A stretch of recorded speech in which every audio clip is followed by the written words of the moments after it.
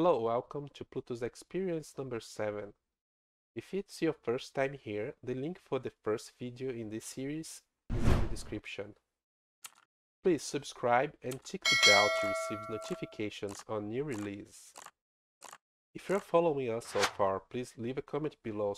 Now we need to load balance here. In CIP 30, we have this get balance function right here, get balance. You can see it returns proms with some value inside of that. And it says here that it returns total balance available of the wallet. This is the same as summing the result from get UtxOs, but is both useful to the apps and likely are maintained by implemented wallet in a more efficient manner. But it has been included in API as well. I tried to use this get balance. I don't know exactly why, but the value is not being strictly the same as I have in the wallet. It could be a problem with the implementation of NEMI, but I don't think it's the case because I have also tried with Eternal wallet and the results the same. It's a wrong value, an inspected value.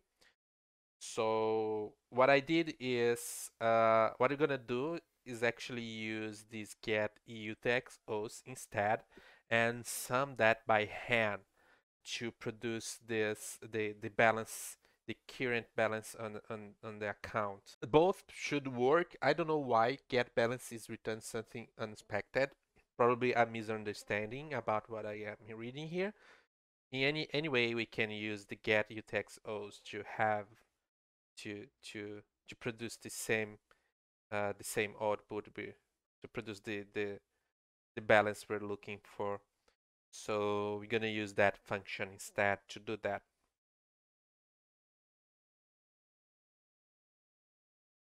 The first thing we're gonna do here is in our component remove this reload word and produce something meaningful here. The first argument being passed here in the render function, as we know, is the state. So we're gonna pattern match this state with something. And if the state has a balance and this balance has some value, and because the balance can be there or not, like I will use a maybe here because the initial state of this state is a nothing because we have not received uh, the authorization from the wallet integration to proceed. So I expect to start this with a balance having nothing, and in some point after the allowance, we'll have an actual value in this balance. That's the reason I'm gonna use maybe here, and also to not put a zero and show a zero while the wallet is being allowed. So instead of just showing zero, you're not gonna show anything. In case of this balance being just some value, a div, and inside of this div, let me fix the indentation.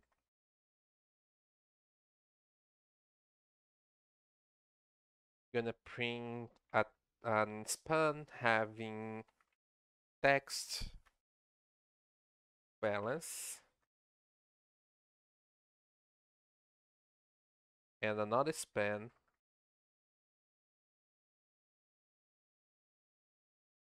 having the actual value. We need to close that record. So in case of having a value, we're gonna show that balance and value, otherwise loading balance. So now we have a type mismatch error because we need to set this initial state to something more correct. So it's load balance, and we never have actually a value because we have not implemented that yet. So it should only show load balance now. Now we need to have a way to load the balance from the wallet, right? We're gonna do two things. We're gonna need to get UtxOs in the wallet, and we could fetch that from the blockchain, but the API allow us to do that, so we're gonna do that using the wallet.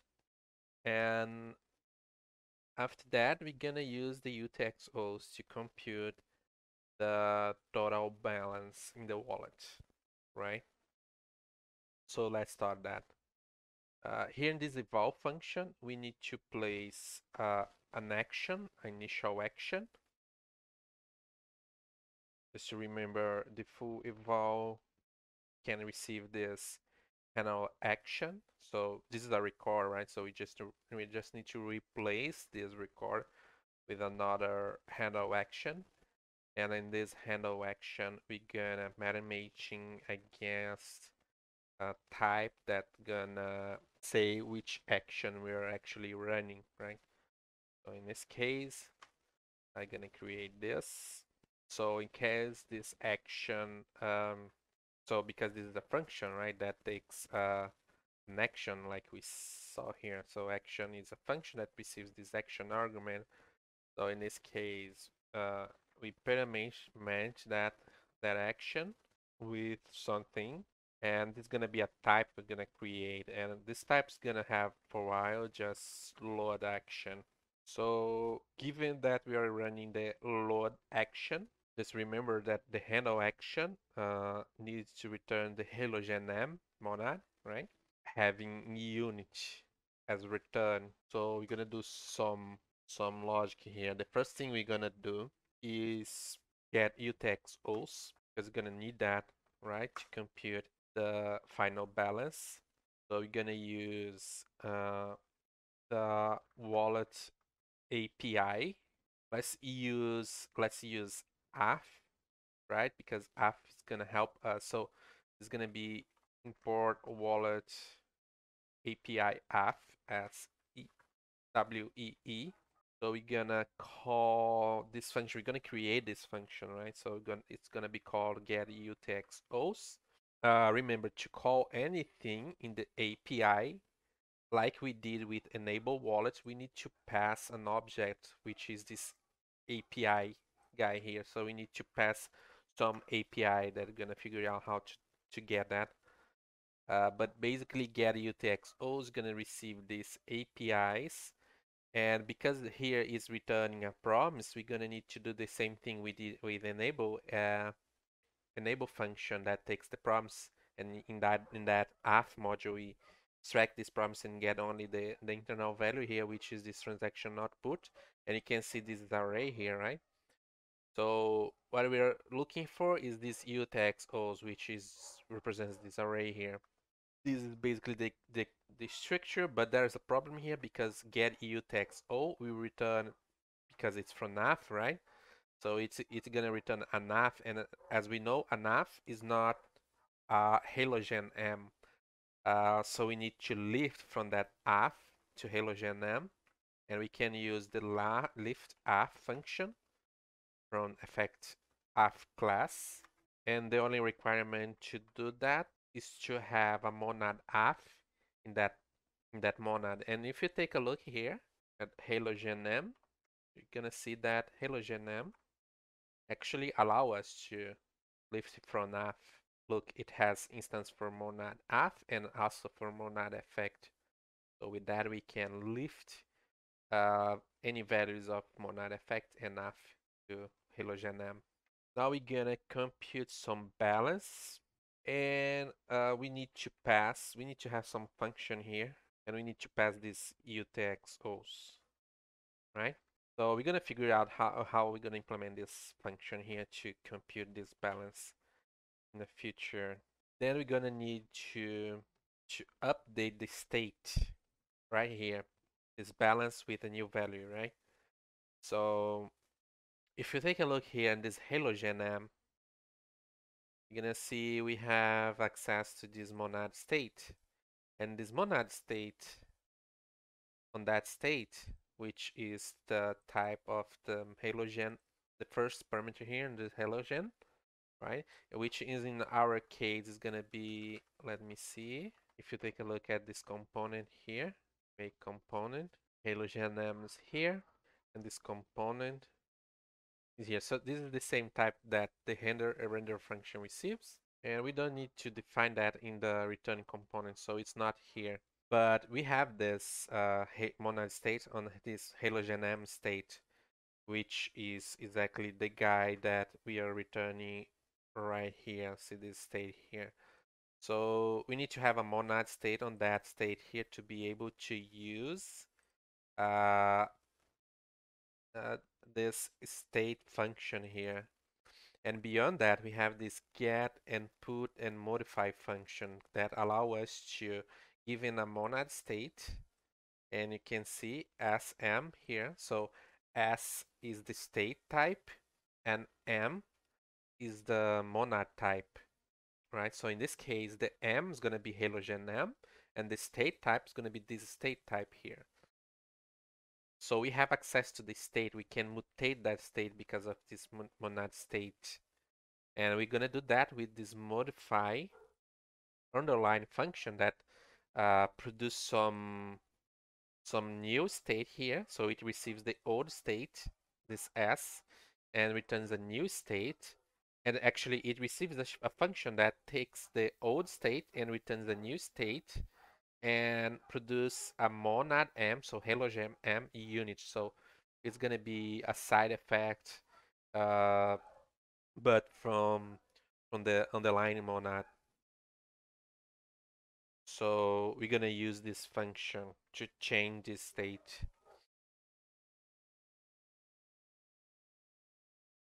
Something like modify underline from control monad state class. So we're gonna use the chains syntax for record, which is this one.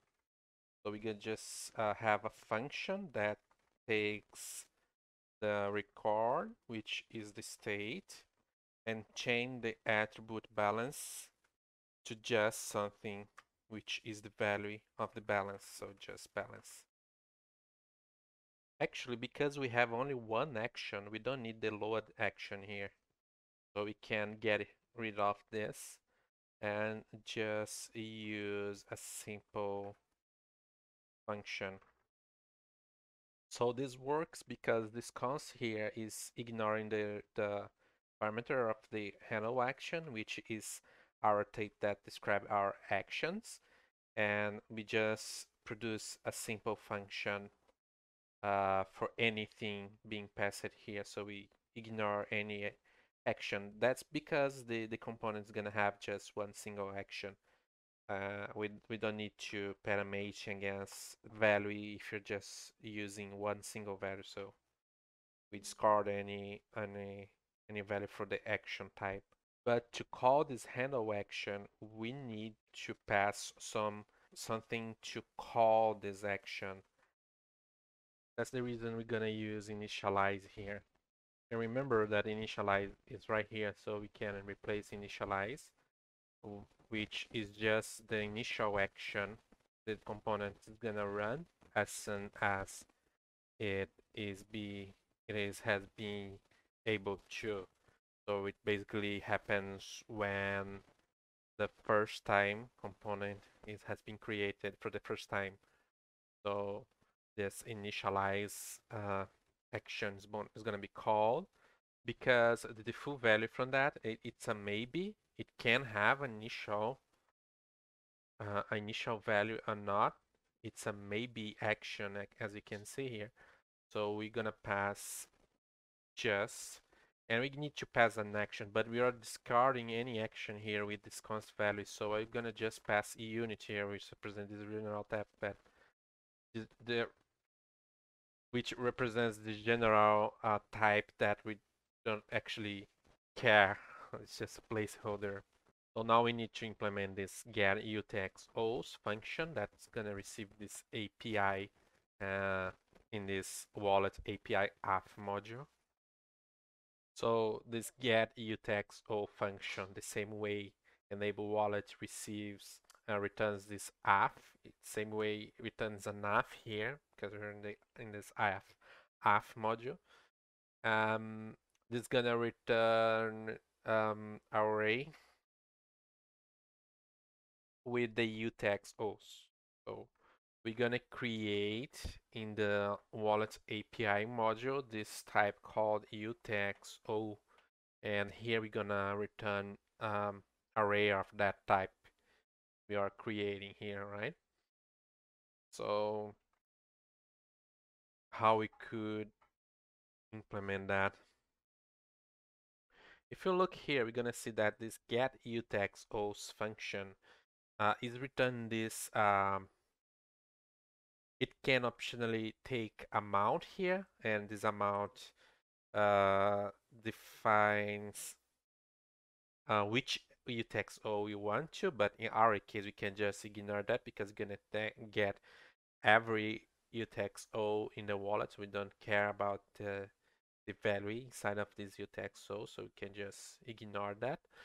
But this transaction span output, if you take a look at this type here, you're gonna see that it's well defined in here. So transaction span output, if you have a CBAR specified by the following reference in Shalom CCDL, you're gonna see it's a transaction span outputting, having one input and have output. So this is a CBAR, and CBAR is like a serialized thing. It's not the thing that you can access like as an object in JavaScript, for example. We need to parse that and transform that into something that we can actually use or access. So what basically we have in this array here by the CAP, what we're gonna have here is a hash. We're gonna have an array of hashes here, and not actually an accessible value. And you can see that in this pure script version of CIP 30, you're gonna see that there are functions to access. So there's this get UtxOs functions. And you're gonna see that it's calling get UtxOs the same way uh, it's defined in the CIP, but it's written that directly. And if you take a look here at the purse module, you're gonna see that this is written this CBAR. And if you see the CBAR, you're gonna see, oh, this is a string. So you can really use the CBAR to access internal values of the transaction, except if you use a special library, which has been made by Emurgo, which is called Cardano serialization lib. So this Cardano serialization lib allow us to use functions to serialize and unserialize, so we can parse a hashed value in other languages. In this case here, Cardano serialization lib is targeting browser and also WASP. So it has a WASP package for that can also be used in browsers and also in Node. And it has a pure JavaScript version that can be also used in JavaScript runtimes and allow us to serialize and unserialize values from these hash values. So um, in resume, if we try to call here this get UtxO, we can at any time, given that we have enabled the wallet, we can access API here, for example, and call that get UtxOs here. But this is gonna create this array of strings, which is not something that we can really use. So we're gonna need to use this Cardano serialization lib to serialize each value, unserialize each value, um, to value to objects that we can actually use. And there are two things that we need to be aware of. First is the WASM version here is a lot more performatic because the size of the package is as I guess it's 2 megabytes. So to be used in production is a lot better. But at the same time, the WASM package has a lot of how internal stuff works. So if you're trying to debug the application, you're gonna have problems using WASM.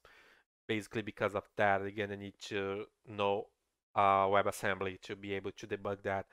So what I recommend is while you're trying to build your application, use this development version, which is just pure JavaScript, and it basically allow us to get into how the code has been written. We can like use some debug flags in the browser to see what is happening inside of the function when you're trying to serialize and unserialize things.